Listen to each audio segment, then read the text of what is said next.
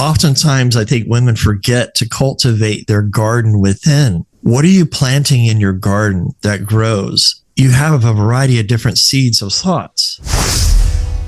Welcome to Coach Soul, the podcast where we explore therapeutic ways to the best versions of ourselves.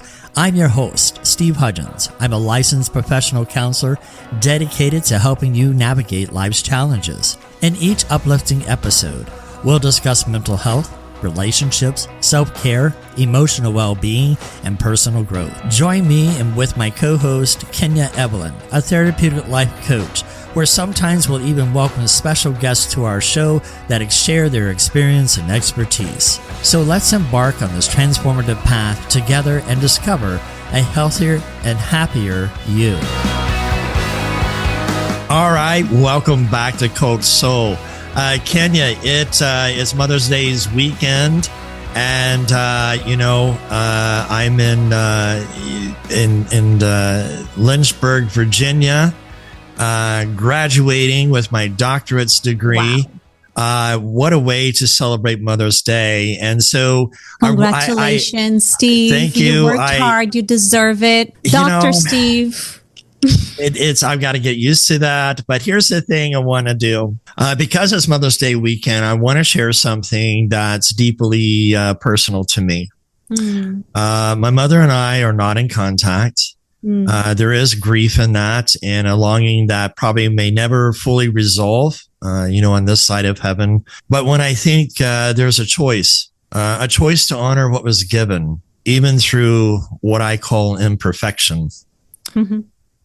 And I just want to say with a full heart with my mom that, I love and appreciate. I know you're striving for perfection in your hard edges, but yet you gave me life. You gave me resilience. You taught me to thrive even when the ground was unsteady. Although it was not flawless, but it was real. And I just want to honor my mom today. And so when we think about abandonment, Kenya off mic, you said something powerful, and I want you to share that with our readers, our listeners, because to me, love is a brave choice we make, even when the story becomes complicated. Yes. And thank you for this beautiful Mother's Day card to your mama. If she hears this, great. If not, let her receive the energetic gratitude. Thank you for giving me life. Every mama that's hearing me, thank you for bringing someone else to life, to this world. And I find it beautiful and fascinating that it is the love that God chose to mirror and say, even if a mother abandoned her child, I will never abandon you. So if he mentioned that in scripture, it's because he knew that is the biggest 3D love that this world can understand. So he's even 10x that because he's God. And when women understand that we have that capability, which mothers doesn't mean just giving birth, y'all, but what encompasses being a mother where your psyche changes, literally our brain expands. When we become mothers, the amount of blood in our body expands. Women gets depleted in their calcium because every single nutrient that she has goes to form this person inside her, this beautiful being, this new soul. So I honor you. I honor you today, mamas. I see you, and I believe that if you hear this today, is a reminder for you to understand how much your vessel is capable of loving, that God chose you as a mirror of his infinite and unconditional love. He chose the role of a mother to be closer to humans. So when I say, I love you and I see you, and I love what I see, and I am you, I mean it. Not just as a mother, but I see the women that now that she has the identity of a mother, she wants to be more. She has more drive. She has all those dreams rekindled. And at the same time, some of us go into the depression right after birth because it feels so overwhelming. The how. The dreams have expanded. The blood flow is expanded. Everything is just so over here. And then in the physical body feels like, but how? And no, we don't know how to put that in words when we're going through it. But I dare to word that for myself today in this podcast. That's how I felt. Wow, I have a chance to rewrite the motherhood story, the story that I didn't have with my mom. I have a chance to write the story with my son, with my daughter. I want to write the best story, but how? So it's a mix of excitement and uncertainty, and that, my friends, is the invitation to surrender. To surrender to a higher power, to surrender to God in you, outside of you, around you, angels guiding, divine synchronicity, the family that is around you, the husband that is here or is not here. It doesn't matter how this story is, the characters are, if they're in place or if they're out of place, you're still rewriting the story at choice. And I said that again, that is my prayer. For you, Steve, that is my prayer. The characters are not necessarily in sync, but it is for you to write a story in your prayers, in your surrender, in your trust, the invitation to trust that this life has been exactly right. Because when you feel that way, it creates freedom in your soul to enjoy what is versus grieve what is not.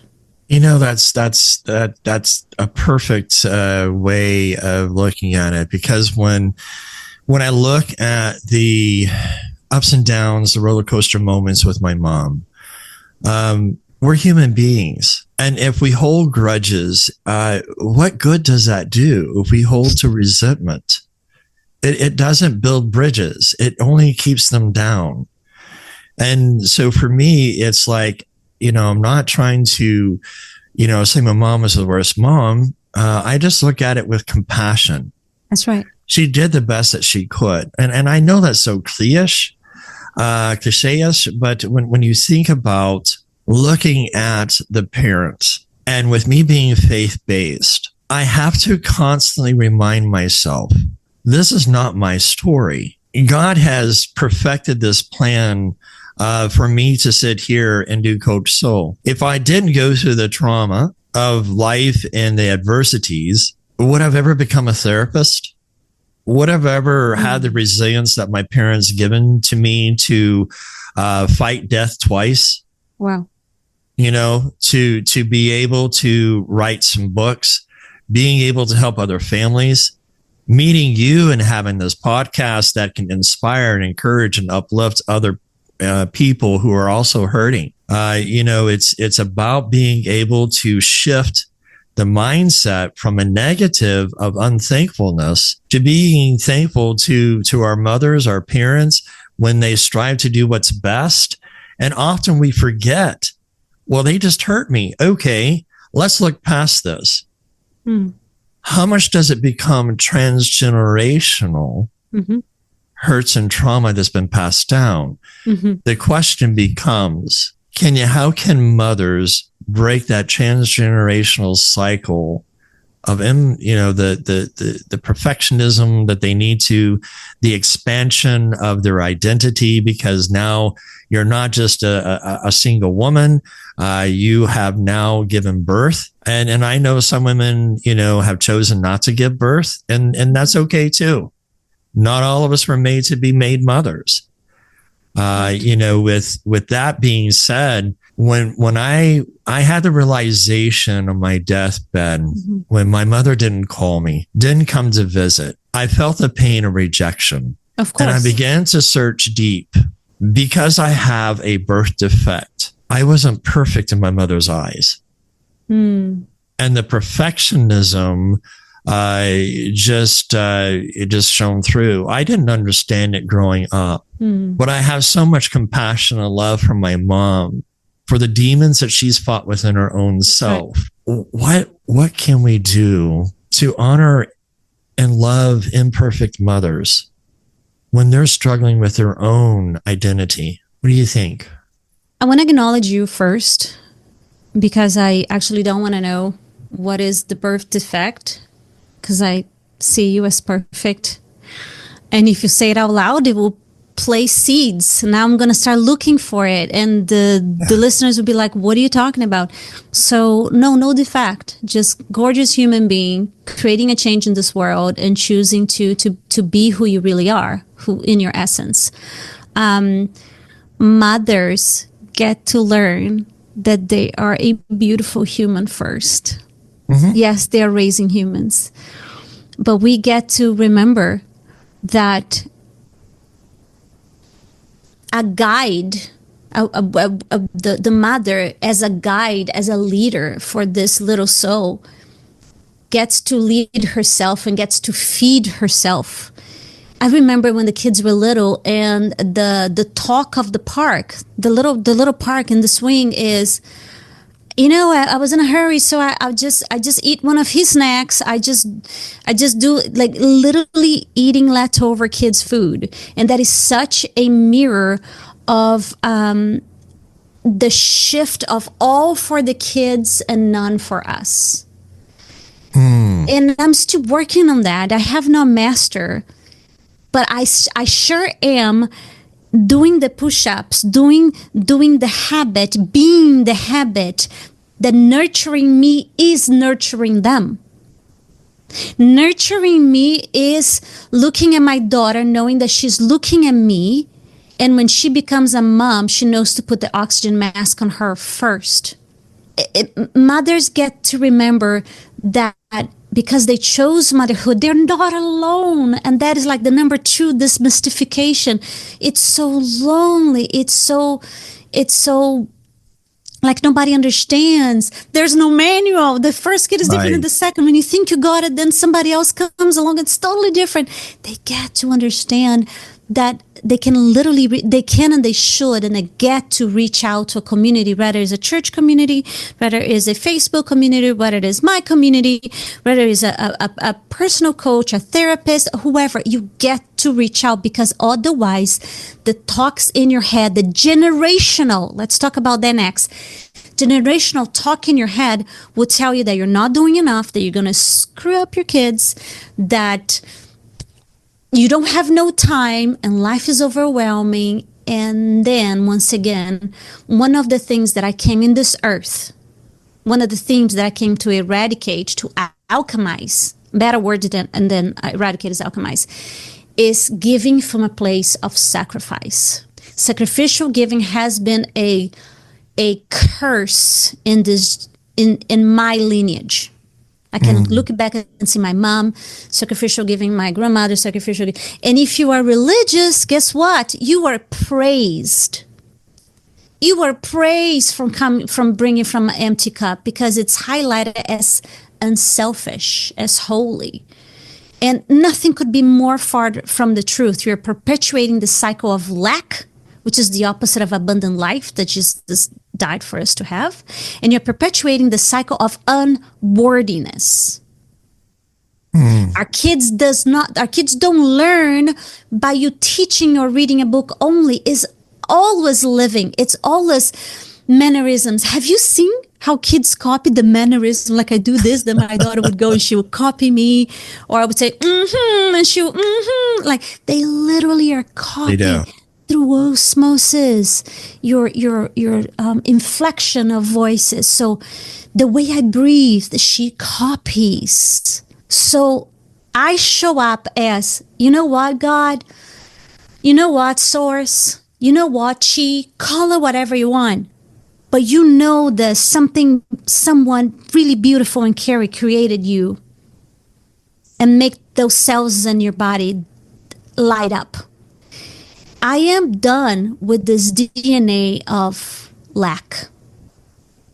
I have no idea the how. I surrender the how, but I believe that I am a soul in this body.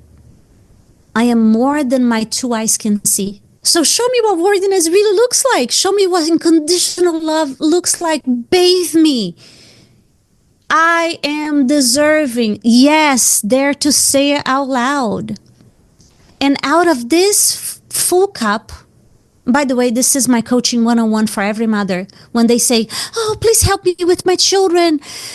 You know, I noticed that she's bringing on those questions, and she's not liking her body, and she's so beautiful. She's only 7. She already thinks she's fat or whatever.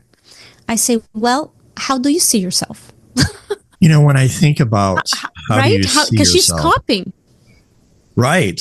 And for women, it's you don't have to disappear inside the lives you serve either. Yes. You don't have to earn the right to take up the space. Your worth is stitched up into you long before you filled a new role. So when you think about expanding this reality, even within your identity, it's not rebellion. It's a return. It's a return to a sacred truth that it's not in the role that you perform, because it's you're the soul that you embody. That's exactly right. That's exactly right. I am the soul. I am the embodiment of the soul. Mm-hmm. I would say the other way around. My soul chose this body. And with that, and I'm not trying to be politically correct, religiously correct. I am just telling you intuitively what I feel, this knowing from the Holy Spirit that my life, my parents, my husband, my children, the community that I have chosen to be part of, and all the communities that I have in and out, being part and then left, it's part of what my soul came here to live. Like I said, for me, breaking the generational curse of sacrificial giving was a big one. The other one, the other theme of my life is break the spirit of religion. So our lives have themes. What comes here to embody? And like attracts like. So the majority of the women that I work with, the mothers that I work with, they tell me the same thing. I love being a mother, and they're incredible individuals. Yet, how do I, the word how again, do it all? How do I find time to express my art, to go enjoy myself, to impact the community, write a book, and still date my husband? So it's a lifelong process of knowing your priorities, literally deciding. That would be my Kenya, as a coach, pen and paper now, go ahead, write it down, your priorities by choice. I now choose to prioritize, is that family, is that your wealth growth and wealth management, health, like what are your priorities, and come back to it. How am I showing up in my energy of someone that have that priority? Like my priority is to love me so unconditionally that I can wear a t-shirt like I love myself the way God loves me. Like that is like priority number one. In hearing what you just said, I was just thinking about how to invite women to stop measuring themselves by how perfectly they fit into a box, but start living in a vast, what I call a sacred garden of who they really are. Oftentimes, I think women forget to cultivate their garden within. What are you planting in your garden that grows? You have a variety of different seeds of thoughts. Well, it's very simple, Steve. You're going against the mass. I know. It's not about that we forget, Okay. It's not like we have amnesia. It's that life is so busy, and life is it pulls you out of your body the entire time. The to-dos, the expectations. So this is what I'm saying. Pen and paper, get your stick note, and put in your mirror, put in your car, put in your computer. This is my priorities, and make sure to bring your aligned actions to those priorities that you have consciously chosen. It's the war for attention. Right. If you don't bring yourself to have attention to the things that you say you want to put attention to, social media will take your attention, screaming kids will take your attention. And you know what? More than 50% of the time, screaming kids, it's not urgent. They're just used to have your attention in a bad way. And we can talk about that right now or another time, because if that's the condition, Kenya, as a mother, get to break the pattern and say, okay, you want attention? Let's have a tea party. But no, I will not come back when you're screaming because you're picking on your brother. Good attention, like make a memory out of attention. Oh, you want attention? Let's cook dinner together. And I'll accept some of your ideas for recipe, but don't go crazy running outside without me knowing where you are, and I'm calling you, and if you're trying to be special in the house, great. That's not the right way to do it. You are special, period. Right. When you think about, I think sometimes we stress in the moment, and because of our culture, especially here in the United States, the Western side, we become so stressed that because the attention is there, we become so reactive. There we go. Because that's what we're so used to. Yep. That we don't, it's talking to my university students, we did a role play as far as a client, and I had several students, this is their first time doing this. And so I get in there and I start modeling. And the student was talking about how much the need to control. And I said, what do you want out of therapy? Well, I want to learn how to control this. And I said, what if we change the word control, because we're so used to being reactive in our control, to change to manage? What ways can we manage? Because we truly cannot control at all, but we can manage the situation by how we react to it, to respond to it. And I know moms get in parent. I'm just not throwing moms underneath the bus. It's dads too. We can get into that short temper moment, and we just blow a gasket because we've had enough, because we're stressed to a point. But at what point can we as human beings step back, not feel guilty about taking a breath and re-identifying who we are? That's such a great question. And at the same time, it's so simple. We are a holistic rainbow. And no, I'm not talking about the rainbow that you see sign out there. I'm talking about we're not one thing. We're not one thing. And that is God in us, right? The omnipresent, that only like that. There's God's signature in every creation, like an artist sign his art. So we are capable of so much, and there is this eager for more. What else am I capable of? What else am I building? What else? So the kindness here comes from accepting that, just like a child exploring Legos for the first time, it's not going to be a beautiful tower the first time. Sometimes the second or the hundreds, depending on the age. So will you give yourself the lightness, the lightness to explore with curiosity? What are you even all about? I used to use the word mastery, but is mastery even attainable? Or is that another way to be a perfectionist? Hello?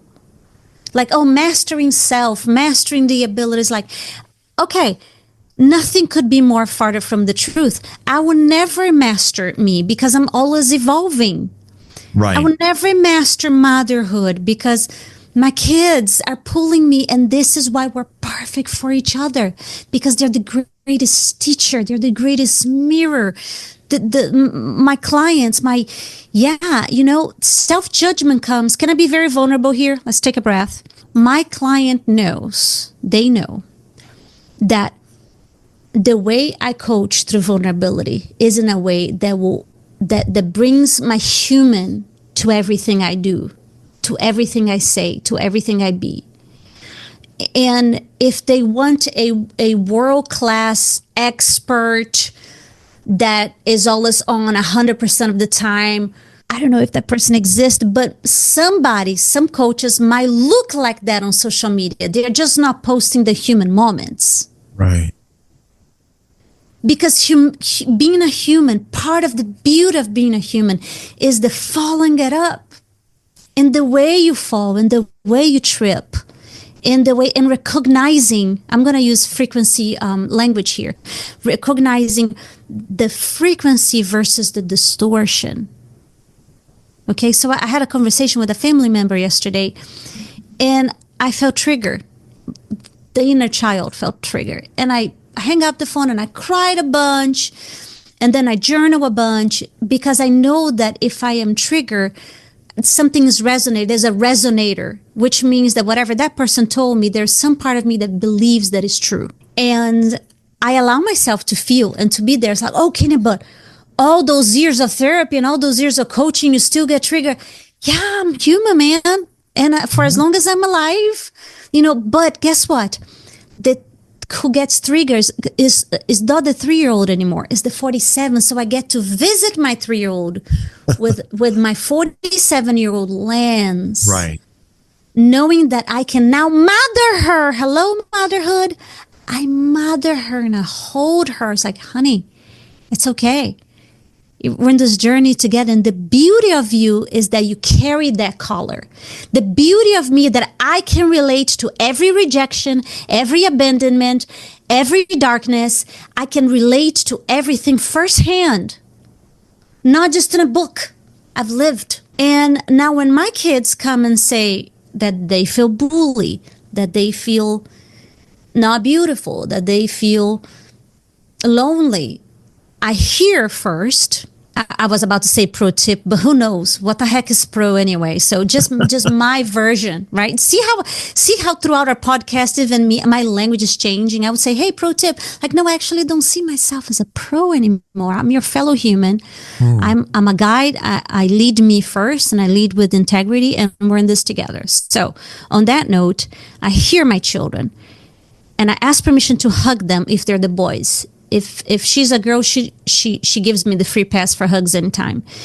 And then I say, can I give you feedback on what I see? Then I offer the solution after they ask, after they have given me the permission. And I remind them that will actually not go away. That's lesson number 1.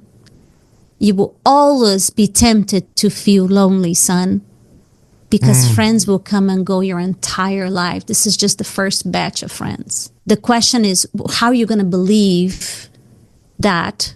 Or you're going to believe that I'm so happy and grateful for the friends for this time. It was great and it was well lived. And I'm open my heart for the right friends for this season right now, the new season. And, we all go through seasons, whether right? it's motherhood, fatherhood. And so I want to close out with this because our time is up, Kenya. Sure. Going back to what was shared in this podcast, one of the things that's resonating with me is for our listeners. If you are carrying complicated love today, know that you're not alone. Here we go. You're seen, you're heard, you're still whole.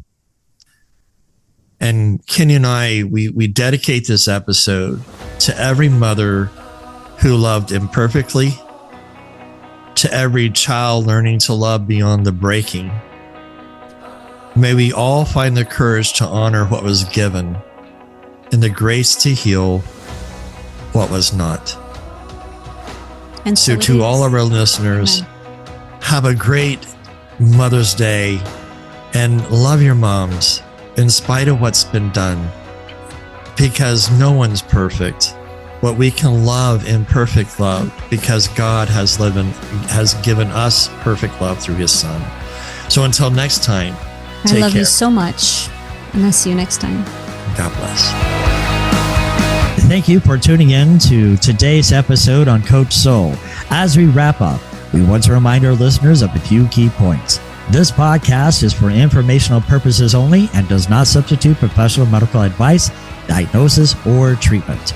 The content shared here is based on professional opinion but may not apply to everyone's situation. Always consult with a qualified healthcare provider before making changes to your mental health care. If you're in a crisis, please seek immediate professional help or contact a crisis hotline. Listening to this podcast does not create a therapist-client relationship. For personal advice, please consult with your licensed mental health professional in your area. Remember, your mental health journey is unique. While we hope this information is helpful, it is crucial to work directly with the qualified personnel for your specific needs. Thank you again for tuning in to Coach Soul, and we'll see you next time.